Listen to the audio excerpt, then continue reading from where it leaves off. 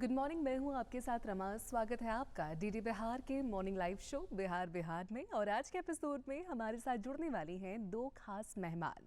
पहली मेहमान हमें बताने वाली है साइबर सुरक्षा के बारे में और दूसरी मेहमान हमें बताने वाली है इंटीरियर डिजाइनिंग की बारीकियों के बारे में। बट इससे पहले चलिए शुरू करते हैं ये एपिसोड एक खास वचन से आज की मॉर्निंग पॉजिटिविटी के साथ। तो जी हाँ, पेश करते हैं आज के गुड मॉर्निंग की एक प्यारी सी बात।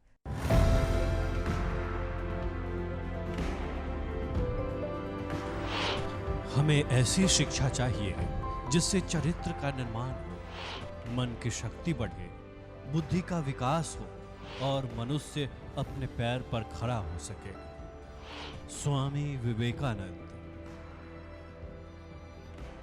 सोनल प्रिया कमल जी, तो जी हाँ, स्वागत करते हैं इनका। नमस्कार मैम। सबसे पहले आप दर्शकों को अपने बारे में बताएं और अपना एक छोटा सा इंट्रोडक्शन। जी, नमस्कार दर्शकों, शारदीय नवरात्र की बहुत बहुत शुभकामनाएं। मैं सोनल प्रिया कमल, मैं भारत सरकार की एक संस्था सीडैक पटना से हूँ, जहाँ मैं साइबर सिक्योरिटी के ऊपर एक एक्सपर्ट हूँ। ओके, तो जी हाँ, सबसे पहले इनसे सवाल करते हैं कि अगर बात करें मैम साइबर सिक्योरिटी के बारे में, तो ऑफ कोर्स काफ़ी सारे लोग लैपटॉप पर, फ़ोन्स पर अवेलेबल है और हमारा काफ़ी दिन का समय जो है वो ऑनलाइन बीतता है। और ऐसे में साइबर सिक्योरिटी कितनी इम्पोर्टेंट है? साइबर सिक्योरिटी आप यूँ समझ लीजिए कि हम इतनी मॉर्निंग में डिस्कस नहीं कर रहे थे, if it is not important. बिल्कुल। और जहाँ तक बात है कि हम आजकल वर्ल्ड नहीं कहते, हम विश्व नहीं कह रहे थे, हम इसे कहते हैं ग्लोबल विलेज, क्योंकि हम सब एक दूसरे से इंटरकनेक्टेड है। आप यहाँ पर बैठ के अमेरिकन सिटीज़न का इंटरव्यू कंडक्ट करा सकती हैं। अमेरिका से यहाँ कुछ भी मैसेज भेजने में with in a second time नहीं लगता, हम सब इंटरकनेक्टेड है। सरल भाषा में ये बताएं तो हम जितने भी हमारे घर में दरवाजे होंगे उतनी डर होती है चोरी होने की। बिल्कुल, बहुत। तो वैसे ही हम उतने ही इंटरकनेक्टेड है आज के वर्ल्ड में एक दूसरे से थ्रू नेटवर्क, इंटरनेट के माध्यम से। तो इसलिए इसकी सिक्योर करना, उन दरवाज़ों को सिक्योर करना, लॉक करके रखना is very important, so that हमारा डेटा या हमारे महत्वपूर्ण जो वैल्यूएबल चीज़ें हैं वो चोरी ना हो सके। इसलिए साइबर सिक्योरिटी आज के ज़माने में बहुत ही ज़्यादा इम्पॉर्टेंट एस्पेक्ट है, क्योंकि आज शहर ही नहीं, गांव कस्बों तक भी लोग एक दूसरे से कनेक्टेड है, इस इंटरनेट पे कनेक्टेड है, उनकी डेटा उतनी ही इंटरनेट पे आ रही और जा रही है। बिल्कुल, बहुत ही उचित बात कही हमारे साथ जो हमारी गेस्ट हैं उन्होंने, कि अगर आपके घर में दरवाजे हैं तो जी हाँ, चोरी बिल्कुल हो सकती है और ऐसे में सुरक्षा बहुत इंपॉर्टेंट है। तो चलिए जानते हैं कि किस प्रकार से ये जो चोर है चोरी कर सकते हैं और फिर बात करेंगे कि किस प्रकार से हम अपनी सुरक्षा कर सकते हैं। तो मैम, दूसरा सवाल यही होगा कि साइबर सिक्योरिटी के बारे में जब बात करें तो किस तरह से जो है हमारा डेटा या हमारा पैसा चोरी हो सकता है, और इसके बारे में थोड़ा बताएं। जी, हमें सबसे इम्पॉर्टेंट एस्पेक्ट होता है साइबर सिक्योरिटी का अवेयरनेस। जितने हम ज़्यादा हम अवेयर रहेंगे उतनी ही ज़्यादा 80% चांसेस है कि हम साइबर क्राइम के अटैक से बच पाएंगे।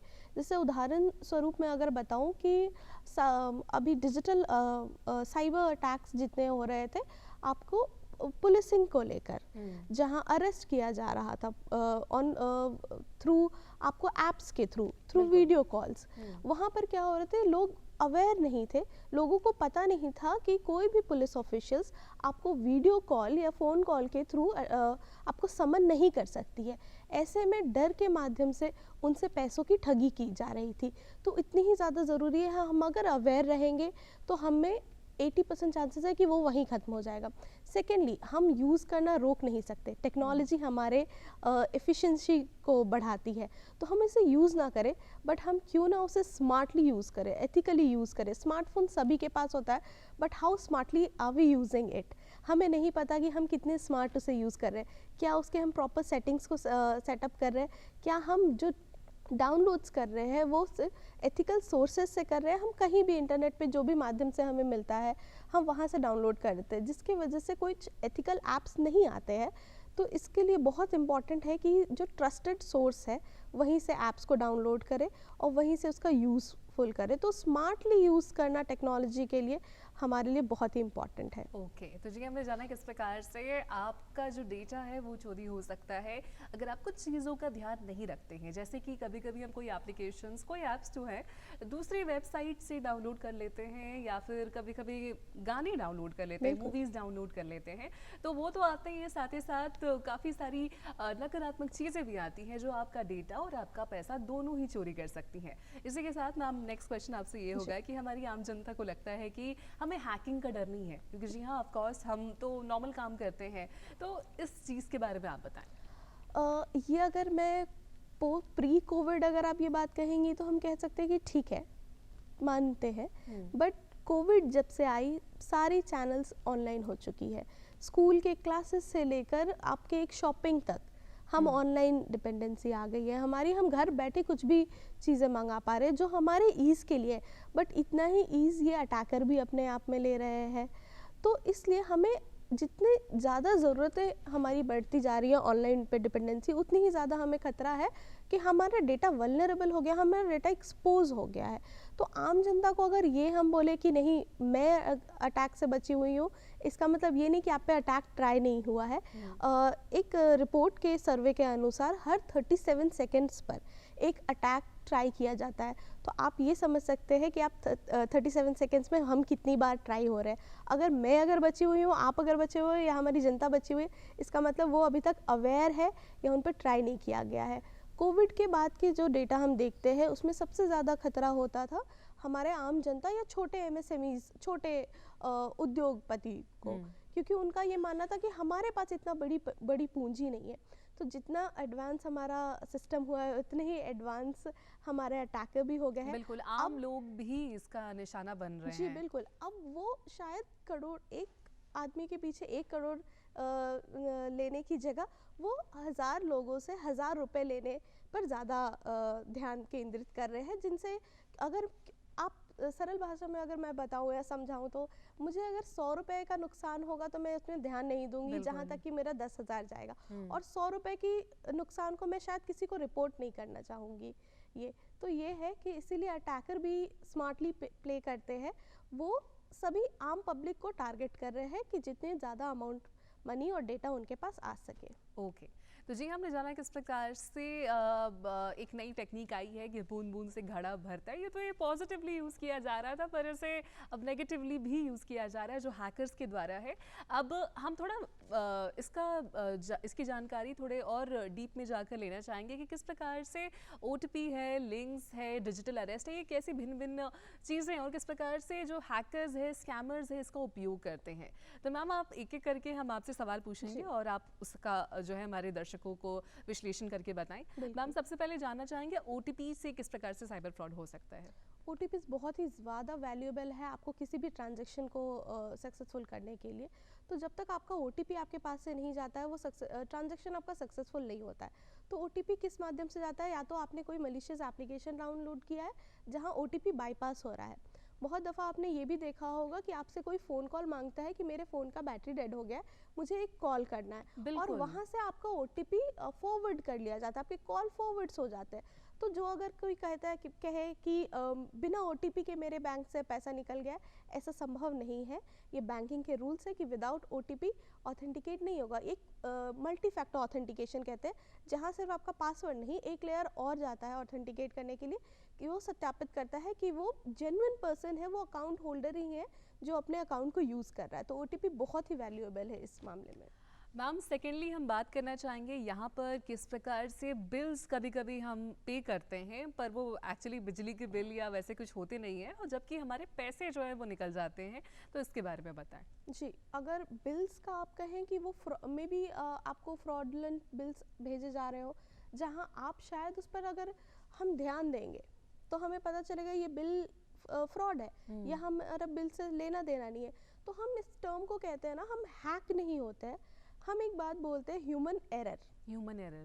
यस, जब फिशिंग की भी बात होती है या फिशिंग होती है आपसे कि आपको फंसाया जाता है जाल में एज अ मछली, कि आपको बिल दिया गया, एक फेक बिल दिया गया जिससे आपका शायद लेना देना नहीं हो, लेकिन आप एक्सपेक्ट कर रहे हैं कि आपको बिल आने वाला है। तो जिसका पेमेंट आप कर देते हैं बट वो एक्चुअल सोर्स पर नहीं जाता है। तो आपको ध्यान देना होगा, कभी भी आप ऐसे देखोगे आपको ईमेल या मैसेज के थ्रू आता है कि आपका बिल से अगर जनरेट बात करते हैं कि आपका अमेजोन का पार्सल, सपोज किसी भी शॉपिंग लिंक का पार्सल हैज़ बिन कैंसल्ड, और आपको एक लिंक आता है कि आपको अपडेट करना है, तो आप इस लिंक पर क्लिक करें और आप तुरंत ही उस लिंक को क्लिक करके जाते हैं, जो कि बिल्कुल एक ड्यू वेबसाइट होता है उस शॉपिंग ऐप का। तो रादर आप वैसे करने की जगह जेन्युइनली अगर आपको बिल पे करना है तो आप उस बिल के ऑथेंटिक सोर्स पर जाइए, वहाँ लॉगिन करिए और वहाँ अपना बिल चेक करिए एंड देन पे करिए, जबकि ना कि किसी भी सोर्स से आपको आया हुआ है एसएमएस या व्हाट्सएप, आजकल व्हाट्सएप पे भी बहुत सारे अपडेट्स आ रहे हैं, वहाँ पर यूज़ किए हुए लिंक या किसी भी तरीके के आपको बिल आए हुए, वहाँ डायरेक्टली आप किसी ऑथेंटिक सोर्स से ही बिल पेमेंट करें किसी भी साइट का। तो हमने जाना किस प्रकार से हमें किसी अनजान लिंक को नहीं दबाना है। अगर आप कोई बिल पे करना चाहते हैं या फिर कोई भी ऑफिशियल काम है तो उसकी ऑफिशियल वेबसाइट पर जाकर आप ये कर सकते हैं। अब नेक्स्ट क्वेश्चन मेरा होगा मैम से कि बहुत बार आपने शायद आपकी ज़िंदगी में आपने नोटिस किया हो कि कुछ अच्छे प्लेटफॉर्म्स पर, कुछ प्रोफाइल्स में कुछ अश्लील फ़ोटोज़ या वीडियोज़ आपको देखने का मौका मिलेगा, और इसके बारे में जानना चाहेंगे कि ये मैम कैसे हो जाता है। जैसे कुछ दिनों पहले एक काफ़ी अच्छी प्रोफाइल पर उनकी प्रोफाइल डीपी चेंज हो गई, पोस्ट चेंज हो गए, वीडियोस चेंज हो गए और काफ़ी अश्लील मैसेजेस एंड वीडियोस देखने का मौका मिल रहा था। उस तत्काल सिचुएशन में मैंने उस अकाउंट को ब्लॉक कर दिया, बट स्टिल इसके बारे में जानना चाहेंगे। वेल सबसे पहले तो बहुत अच्छी बात कि आपने तत्काल ब्लॉक किया। बिल्कुल। रिपोर्ट करना it's very important, and block करना, जितने ज़्यादा लोग उसको रिपोर्ट करेंगे उतनी ही ज़्यादा अच्छी होगी। सोशल मीडिया का एक बहुत बड़ा एक फ़ायदा ये है कि उनकी सिक्योरिटी पॉलिसी भी उतनी ही ज़्यादा स्ट्रॉन्ग है। स्पेशली अगर आप विमेन एंड चाइल्ड के लिए लेते हैं तो विद इन 24 आवर्स ऐसी कुछ अश्लील वीडियोज़ या फोटोज़ आपको मिलती है तो वो वहाँ डाउन कर दी जाती है। प्लस अभी जैसे आपका क्वेश्चन था कि वो कैसे हो जाता है। हाँ बिल्कुल, ईजी है, यहाँ आप हैकिंग बोल सकते हैं। हैक कैसे होता है?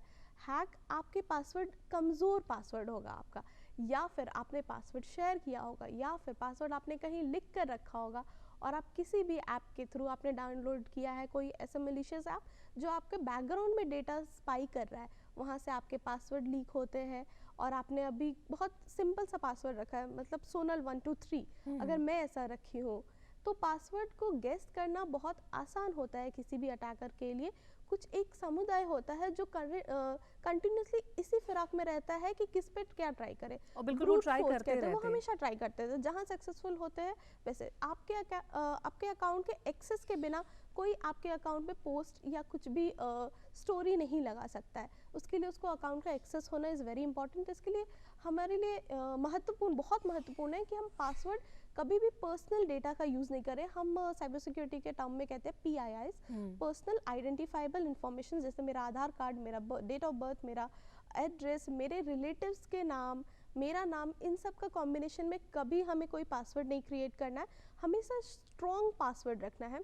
एक टिप मैं यहाँ दे सकती हूँ कि अगर और हमेशा सभी अकाउंट के लिए डिफरेंट पासवर्ड्स रखना है। अब बात आती है कि हम इतने पासवर्ड्स याद कैसे रखें। बिल्कुल, हाँ। तो एक टिप, बहुत सरल टिप है, पास फ्रेज करके बोलते हैं हम।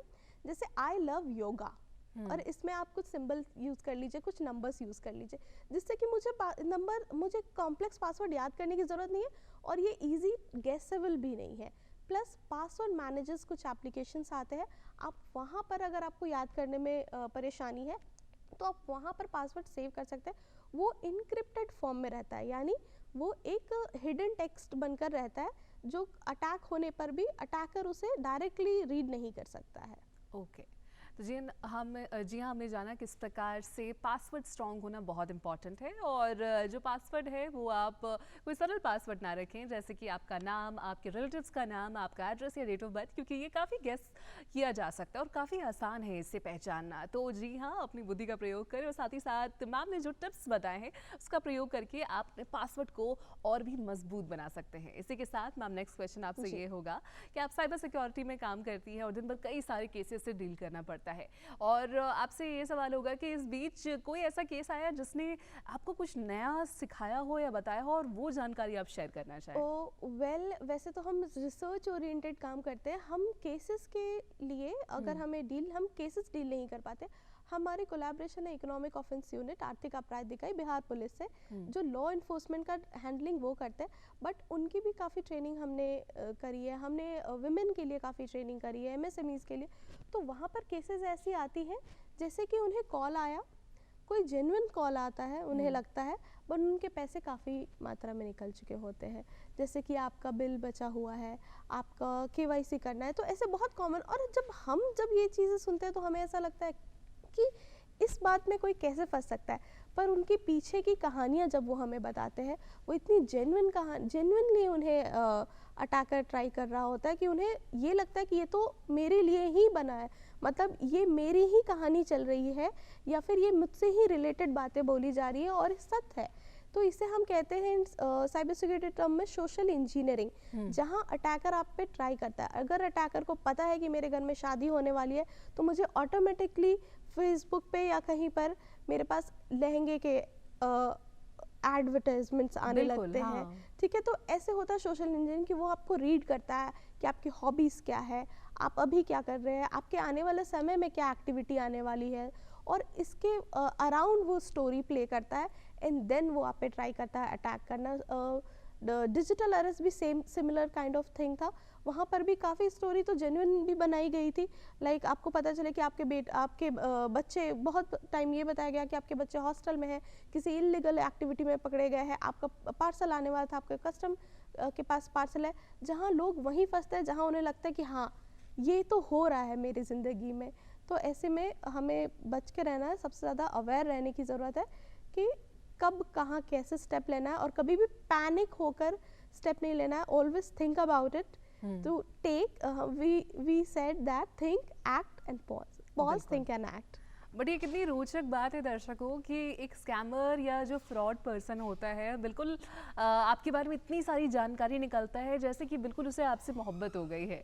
ये बिल्कुल प्रेम जैसा लग रहा है कि आप कहाँ जाती हैं, क्या करती हैं, आपका डेटा क्या है, और काफ़ी विचित्र बात। मैम, एक और आपसे सवाल होगा कि किस प्रकार से जो हमारी पब्लिक है वो अपनी सुरक्षा कर सकती है, और एक बेसिक इन्फॉर्मेशन जो एक टिप या ट्रिक आप देना चाहें वो ज़रूर दर्शकों को दें। बेसिक इन्फॉर्मेशन ये है कि सबसे ज़्यादा अभी जो अटैक्स हो रहे हैं वो थ्रू मोबाइल फ़ोन्स होते हैं। 80% अटैक्स थ्रू मोबाइल फ़ोन्स होते हैं, क्योंकि हमारे रोज़मर्रा की सारी काम फ़ोन के थ्रू हो जा रही है। चाहे आपको ईमेल भेजना हो, चाहे आपको एक्सेल शीट बनाना हो, या दिनचर्या के कार्य बोले तो आपको किसी से अपडेट लेना हो, तो इसलिए मोबाइल बहुत ही हमारा वल्नरेबल अभी डिवाइस बोला जाता है। तो उसके लिए हम स्मार्टफोन यूज़ करते हैं, बट जस्ट उसे स्मार्टली यूज़ करने की ज़रूरत है। आप मोबाइल फ़ोन के सेटिंग्स में ऐप्स परमिशन को सेट करें, और वो देखें कि आपके कौन कौन से ऐप्स आपके क्या क्या परमिशंस ले रहे हैं। अगर आपके कैलकुलेटर को कैमरा की ज़रूरत नहीं है तो आप उसको कैमरा का एक्सेस नहीं दीजिए। अगर आपको किसी ऐप को लोकेशन की ज़रूरत नहीं है तो लोकेशन वहाँ से डिसेबल कर दीजिए, या बस उसी पल के लिए दीजिए जब तक आप उस एप्लीकेशन को यूज़ कर रहे हो। दूसरा टिप ये रहेगा कि पासवर्ड बहुत ज़्यादा इम्पॉर्टेंट फैक्टर है। आप पासवर्ड हमेशा स्ट्रॉन्ग रखें। हमने पहले भी रिपीट किया है कि पासवर्ड कैसे स्ट्रॉन्ग रखना है। प्लस 2 फैक्टर ऑथेंटिकेशन, हमेशा पासवर्ड के साथ साथ एक ऑथेंटिकेशन और लगाइए। किसी भी वाइटल ऐप में एक आप पासवर्ड या फेशियल रिकग्निशन या बायोमेट्रिक हमेशा यूज़ करिए।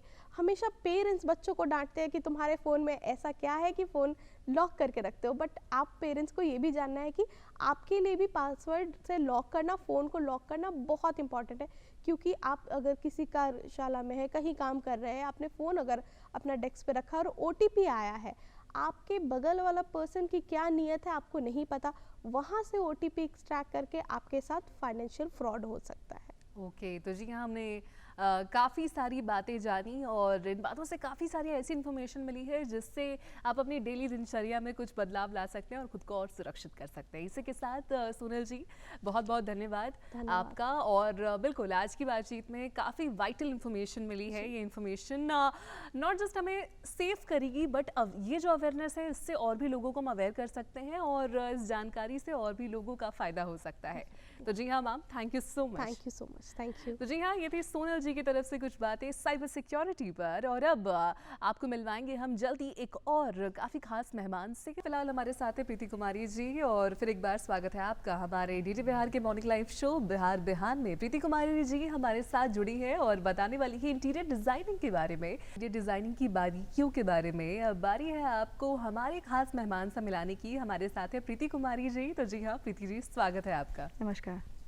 प्रीति जी, मेरा सबसे पहला सवाल आपसे ये होगा, इंटीरियर डिज़ाइनिंग के बारे में बात करें तो बिहार में इंटीरियर डिज़ाइनिंग कुछ यूनिक है, कुछ हटके है, तो आपको इसकी प्रेरणा कहाँ से मिली? मुझे इसकी प्रेरणा अपने घर से ही मिली। किस तरीके से घर को अरेंज करके रखते हैं, किस तरीके से कर्टन्स के एलिवेशंस को भी एक सिंपल एक स्लिट सा लुक देकर एक अच्छे इंटीरियर्स लुक में बदला जा सकता है। बेड्स को अच्छे से पिलो से कवर करके भी उसको एक अच्छा लुक दिया जा सकता है। तो जब मैं अपने घर को देखती थी, किसी और घर के विज़िट पे मैं अगर जाती थी या किसी रिलेटिव्स के घर जाती थी और अपने घर से अगर तुलना करती थी, तो लगता था कि नहीं, इनमें ये सारी चीज़ों की कमी है, तो इसे क्यों ना अपने घर जैसा बनाया जाए, क्यों नहीं इस तरीके से अरेंजमेंट की जाए। फिर जब धीरे धीरे इस चीज़ की नॉलेज हुई कि इसे क्यों ना अपने पैशन में बदला जाए, तो मुझे सबसे पहले प्रेरणा अपने घर से ही मिली। और मैं हर एक चीज़ को सही तरीके से अपनी जगह पे प्लेस करना मुझे बहुत अच्छा लगता था। तो यही मेरा सफ़र है, मेरे घर से ही मुझे प्रेरणा मिली कि मैं इंटीरियर्स के फील्ड में जाऊं।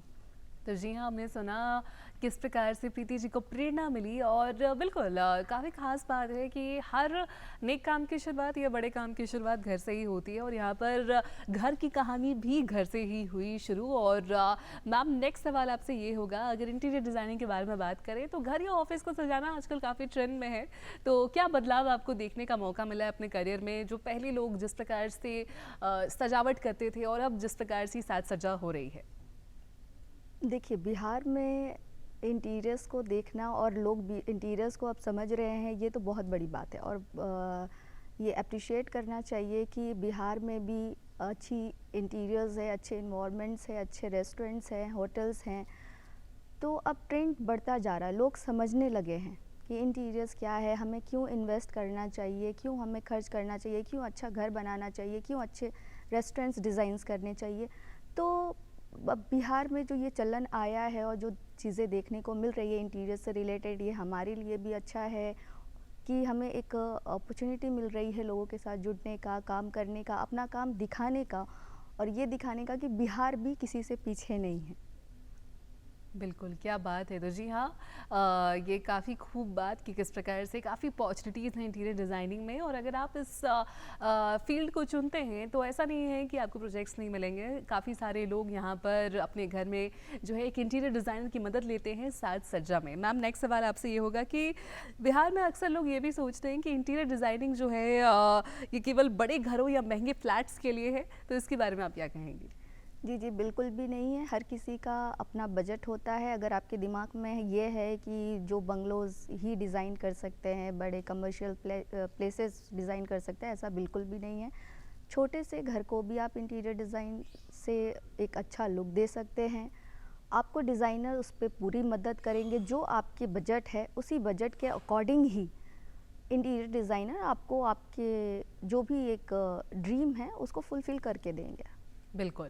मैम, नेक्स्ट सवाल आपसे ये होगा कि जब हम इंटीरियर डिज़ाइनिंग के बारे में बात करते हैं तो किन चीज़ों का आप ख्याल रखती हैं जब अपने किसी प्रोजेक्ट की शुरुआत करती हैं तो?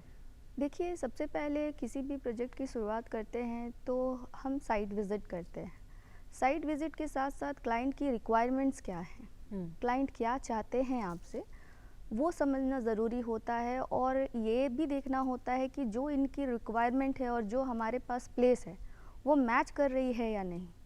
सपोज़ 1000 स्क्वायर फीट का अगर फ्लैट है और उस फ्लैट में हम दो ही रूम्स को डिज़ाइन, मतलब 2 रूम्स निकाल सकते हैं, और अगर क्लाइंट की रिक्वायरमेंट है कि मैम आप इसको तीन रूम कर दो, तो वो उनको समझाना होता है कि सर ये 1000 स्क्वायर फीट में ये कंफर्टेबल रहेगा कि आप 2 BHK फ्लैट ही इसे डिज़ाइन करें। एंड वो आपको सुविधा भी देगी, रहने का भी आपको कंफर्ट एक मिलेगा। तो ये सारी चीज़ें हैं। सबसे पहले स्पेस ही देखा जाता है। ओके मैम, नेक्स्ट सवाल आपसे ये होगा कि पारंपरिक और आधुनिक ज्ञान को आप किस प्रकार से यूज़ करते हैं अपने प्रोजेक्ट्स में? और काफ़ी सारे कुछ घर ऐसे होते हैं जिनमें ऑलरेडी एक डिज़ाइन होता है, जिसमें ऑलरेडी एक कह सकते हैं हर चीज़ का एक सेगमेंट होता है, एक जगह होती है, तो उस चीज़ को आप किस प्रकार से डील करती हैं? क्या एक चैलेंज होता है और फिर वहाँ पर किस प्रकार से सोल्यूशन खोजती हैं? देखिए, परंपराएं चीज़ें और वो इंटीरियर्स का एक रहन सहन दोनों में थोड़ा फ़र्क है। हाँ, परंपराओं में अगर देखें तो कुछ चीज़ें ऐसी होती हैं कि मैम ये हमारे फादर की तरफ से ये हमें ये पेंटिंग गिफ्ट मिली थी, या हमारे भैया ने ये चीज़ दिया था, तो आप इसे सेट करो कहीं भी इंटीरियर्स के साथ। तो ये कभी चैलेंजेस आते हैं। कभी बेड ऐसा है तो मैम हम तो सारा रूम इंटीरियर्स करा लेंगे, लेकिन बेड नहीं चेंज करना है, आप इस बेड का देख लो कि क्या करना है। तो ये कभी कभी थोड़ा टफ जॉब होता है, लेकिन हो जाता है, कर लिया जाता है। एक इंटीरियर डिज़ाइनर अगर सारी चीज़ों को मैनेज ना कर पाए तो फिर वो इंटीरियर डिज़ाइनर किस लिए है। क्या बात है, बिल्कुल। तो जी हाँ, किस प्रकार से कि इंटीरियर डिज़ाइनर के सफ़र में काफ़ी सारी मुश्किलें आती हैं, और यह मुश्किलें जो हैं वो भावनाओं से, इमोशन से जुड़ी होती हैं, और काफ़ी सारी आधुनिक चीज़ों को भी जोड़ना होता है, और उसके बीच जब रास्ता निकलता है तो जी हाँ, वो इंटीरियर डिज़ाइनर कहलाता है। इसी के साथ मैम नेक्स्ट सवाल आपसे ये होगा कि क्या इंटीरियर डिज़ाइनिंग सिर्फ सुंदरता के बारे में है, कि कितना कोई चीज़ सुंदर हो सकती है, पर प्रैक्टिकलिटी को अगर देखें तो उसको कैसे उसमें यूज़ किया जाता है? देखिए, इंटीरियर डिज़ाइनिंग जो है ये आपको आपके रहन सहन के साथ साथ आपको एक एक अच्छा रहन सहन देने के साथ साथ आपको ये प्लेसमेंट देती है। एक अच्छा, जो चीज़ें आपको किस जगह पे कहाँ रखनी है उसका एक स्पेस निकल जाता है। तो उसके अकॉर्डिंग आप उस इंटीरियर्स को आप जो एक फैलाव होता है, कपड़े यहाँ हैं तो गंदे कपड़े वॉशिंग मशीन में देना है, तो वही एक वॉशिंग मशीन में जाने से पहले भी हमारा एक लॉन्ड्री बैकेट होता है। तो हम वो सारी चीज़ों को अरेंज करते हैं, उस सारी चीज़ों को देखते हैं कि किस तरीके से हम इंटीरियर डिज़ाइनिंग के साथ साथ क्लाइंट को सुविधा दें कि वो और अच्छे से बेटरमेंट के साथ रहना स्टार्ट करे अपने लाइफ में। ओके, सो जी हाँ, हमने जाना कि इस प्रकार से इंटीरियर डिज़ाइनिंग में सुंदरता के साथ साथ प्रैक्टिकलिटी का भी ध्यान रखना होता है, और ये प्रैक्टिकलिटी कहती है कि किस प्रकार से इंटीरियर डिज़ाइनिंग आपके घर को ऐसे डिज़ाइन करें कि आगे चलकर कोई परेशानी ना हो, चाहे वो कपड़ों को समेटना हो, चाहे वो स्विच बोर्ड में जो आपके स्विचेस हैं उनका ध्यान रखना हो, और ऐसी छोटी छोटी बारीकियों का ध्यान रखना इंटीरियर डिज़ाइनर का काम है। मैम नेक्स्ट सवाल आपसे ये होगा कि अगर कोई युवा इस क्षेत्र में अपना करियर बनाना चाहे तो फिर क्या है वो रास्ता, और किस प्रकार से इस क्षेत्र में अपना करियर बना सकता है? देखिए, सबसे पहले किसी भी क्षेत्र में, इंटीरियर डिज़ाइनिंग ही नहीं, किसी भी क्षेत्र में अगर आपको अपना करियर बनाना है तो आपका इंटरेस्ट होना उसमें बहुत ज़रूरी है। अगर मुझे इंटीरियर्स का रख रखाव का शौक़ नहीं होता, मुझे चीज़ें अच्छे दिखाने की शौक़ नहीं होती, तो शायद मैं इंटीरियर डिज़ाइनर नहीं होती। तो सबसे ज़रूरी है किसी भी फील्ड में अगर आपको जाना है तो वो शौक़ होना, वो पैशन होना, बहुत जुनून होना, वो बहुत ज़रूरी है। अगर आप में वो जुनून नहीं है तो आप कुछ नहीं कर सकते। इंटीरियर डिज़ाइनिंग बहुत अच्छी फील्ड है, इसमें हर किसी को जिसे इंटरेस्ट है आना चाहिए, और अपनी प्रतिभाएं दिखाएं इंटीरियर्स के माध्यम में, कि आपकी जो क्रिएटिविटी है वो दिखाएं क्लाइंट्स को, लोगों को, इससे पता चले कि हाँ आप भी कुछ कर सकते हैं। और इसे करने के लिए बहुत कुछ ऐसा टफ कुछ नहीं है। आप इंटर करने के बाद, 12th देने के बाद, अब कोई भी इंस्टीट्यूट से जो टेक्निकल, जो BArch वगैरह कराती हों, उस कॉलेज से आप इंटीरियर्स का कोर्स कर सकते हैं। अगर डिप्लोमा करना चाहें तो बहुत सारे संस्थाएं हैं जो डिप्लोमा भी कराती हैं, लेकिन मैंने इससे पहले भी एक बार कहा था कि सिर्फ कोर्स कर लेना और ये इंटीरियर डिज़ाइनिंग एक ग्लैमरस फील्ड है, सिर्फ उसमें आना और ये चीज़ें पैसे कमाने के लिए नहीं है। ये बहुत हाईली टेक्निकल फील्ड है। तो इसे अगर आप पढ़ते हैं, पढ़ने के साथ साथ कहीं अच्छे किसी आर्किटेक्ट के साथ इंटर्न करें, और इंटर्नशिप में आप सीखें, समय दें, और उसके बाद आप इस फील्ड में आगे बढ़ें। बिल्कुल।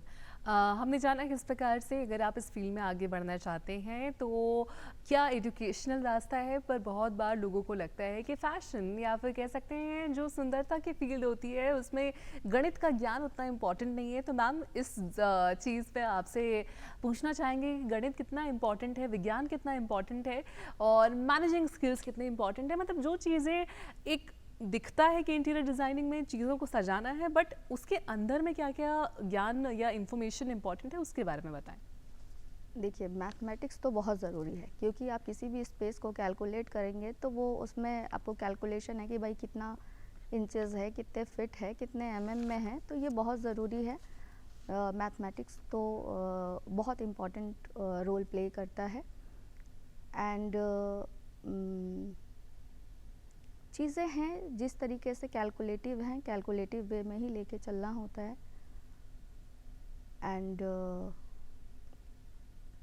चीज़ें डिपेंड करती हैं आपके ऊपर कि किस प्रकार से किस हम प्रकार से उसे हम क्या लेते कर- हैं हाँ। और मैनेज कर सकते हैं। मैनेज कर सकते हैं। मैनेजमेंट पे अगर अपने लोग आते हैं तो मैनेजमेंट तो बहुत इम्पॉर्टेंट है।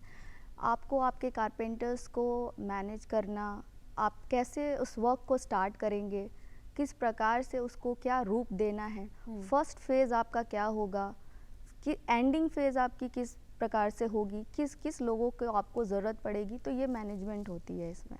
बिल्कुल, लोगों से बातचीत करना, उनसे डील करना, ये सारे स्किल्स भी होना बहुत इम्पोर्टेंट है। क्लाइंट के साथ अगर क्लाइंट को आप डील ना कर पाएँ, आप किसी के सामने बैठे हैं, आपको बिज़नेस लेना और आप बिज़नेस नहीं ले पाएँ, तो ये सबसे इम्पॉर्टेंट स्किल्स है। सबसे पहले आपके क्लाइंट अगर कन्विंस हो गए कि भाई, क्लाइंट तभी कन्विंस होते हैं जब सामने वाले के अंदर वो नॉलेज है, क्योंकि क्लाइंट्स भी बहुत समझदार हैं, उन्हें ये पता चलता है कि नहीं, मैं जिनके सामने बैठा हूँ वो कितने नॉलेजेबल हैं। तो फर्स्ट स्किल्स तो यही है कि अपने क्लाइंट को आप कैसे डील करते हैं। दूसरा, क्लाइंट डील करने के बाद हमारा जो स्टार्ट होता है मेन टास्क, वो है इंटीरियर डिज़ाइनिंग। जो हमने क्लाइंट के साथ कमिटमेंट किया है, जो हमने डिस्कशन किया है, उन सारी चीज़ों को हम एक अच्छे फॉर्म में उन्हें सबमिट करें, हैंड ओवर करें उस प्रोजेक्ट को टाइम पे। एंड क्लाइंट की हैप्पीनेस है तो फिर आपके कैरियर को कोई रोक नहीं सकता, क्योंकि वही क्लाइंट आपको इतने सारे क्लाइंट दे देते हैं कि आपको लगता है कि नहीं। कभी बजटिंग का इशू होता है क्लाइंट्स के साथ? हाँ, बजटिंग हर जगह पर है मैम, हर जगह पे है ये। इश्यूज होते हैं, हर किसी को चाहिए होता है कि हम इस बजट में कर ले, किसी किसी को बजट की कोई भी प्रॉब्लम नहीं होती है। तो ज़्यादातर लोग होते हैं जो थोड़ा थोड़ा और कर दीजिए, थोड़ा ऐसा हो सकता है, थोड़ा वैसा हो सकता है, और बजट बहुत कम है। और बजट बहुत कम है, और ये भी चाहिए वो भी चाहिए। तो ये सारी चीज़ों को उनको समझाना कि इतने पैसे में ये इतना ही मिलेगा। इतने पैसे में इतना ही मिलेगा। बिल्कुल, बहुत सही बात कि ख्वाहिशें बहुत सारी होती है, इच्छाएं बहुत सारी होती है, बट जी हाँ, पैसे आ जाते हैं बीच में, और फिर इंटीरियर डिज़ाइनर को अपना दिमाग लगाना होता है कि आप भी खुश रहें और साथ ही साथ जो है आपका घर भी है वो सुंदर दिखे। तो जी हाँ मैम, इसी के साथ नेक्स्ट क्वेश्चन आपसे ये होगा कि अगर बात करें बिहार की, भारत की, तो आगे आने वाले समय में क्या ट्रेंड देखने का मौका मिल सकता है इंटीरियर्स फील्ड में बिल्कुल? आगे आने वाले दौर पे लोग और समझते जा रहे हैं कि इंटीरियर्स क्या है, कैसे हमें रहना है, कैसे अपने रहन सहन को, दिनचर्या को एक अच्छे प्लेटफॉर्म की तरफ ले जाएं, कैसे हम अपने सारी चीज़ों को अच्छे अरेंजमेंट की तरफ ले जाएं। तो मुझे लगता है कि जैसे जैसे लोग बाहर जा रहे हैं, बिहार से बाहर निकल रहे हैं, देख रहे हैं कि लोगों का रहन सहन, क्योंकि इंटीरियर्स क्या है ना मैम, हर चीज़ों को बहुत अच्छी तरीके से मैनेज कर देती है। जैसे हमारे कपड़े रखने का अरेंजमेंट, तो इतने सारे हमारे क्लोजेट्स हो जाते हैं, हमारे कपड़े रखने का, हमारा डाइनिंग टेबल, हमारा मॉड्यूलर किचन, तो हर एक चीज़ अपनी अपनी जगहों पे होती है। इससे हमारा टाइम भी बचता है। लोग जल्दी अपना काम करके निकलना चाहते हैं। तो ये मुझे लग रहा है कि ये सबसे बड़ा बदलाव है, टाइम मैनेजमेंट। टाइम की बहुत सेविंग होती है अगर इंटीरियर्स में, ठीक है टफ थोड़ा बजटिंग है, लग्जरियस है, तो आप इसमें बोल सकते हैं कि हाँ थोड़ा है, जिनका शौक़ है, जो खर्च करना चाहते हैं, तो इसके साथ अगर वो इंटीरियर्स में जाते हैं तो सबसे बड़ा बदलाव मुझे लग रहा है लोग समझेंगे और बदलाव लाएंगे, तो वो इंटीरियर्स फील्ड में अपने घर के रहन सहन को बदलना ही ये बदलाव है। क्या बात है। तो जी हाँ, आज प्रीति जी से बहुत कुछ जानने का मौका मिला और बिल्कुल इंटीरियर डिज़ाइनिंग एक ऐसा क्षेत्र है जिसमें बहुत सारी आकांक्षाएं हैं, इच्छाएं हैं जो क्लाइंट्स पूरा करवाना चाहते हैं और उस बीच इंटीरियर डिज़ाइनर का दिमाग आता है, उसका टैलेंट आता है जो उन सारी इच्छाओं को, आकांक्षाओं को जो है समेट कर बजट में पेश करता है और आपके घर में वो चीज़ झलकती है। इसी के साथ हम प्रीति जी को धन्यवाद कहना चाहेंगे। Thank you so much ma'am. Thank you so much इतनी सारी बातें बताने के लिए और घर बैठे बैठे ऑडियंस जो है आज इंटीरियर डिज़ाइनिंग की इतनी सारी चीज़ें सीख पाए हैं आपके कारण। Thank you so much. Thank you.